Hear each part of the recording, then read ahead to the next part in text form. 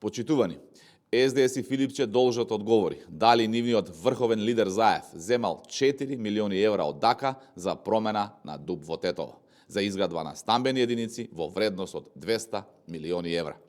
Додека СДС и Филипче молчат, на јавноста се повеќе станува јасно како Заев менуваше детални урбанистички планови само за да удоволат на проруски бизнисмени како ДАКА.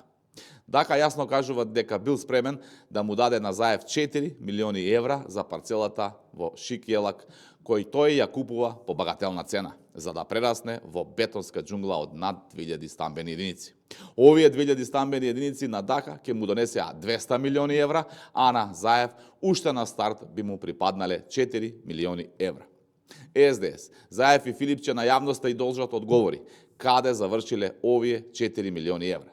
Дали се инвестирани во недвижнини во Дубај, акции во индиски авиокомпании или пак за вложување во бизниси во Бугарија.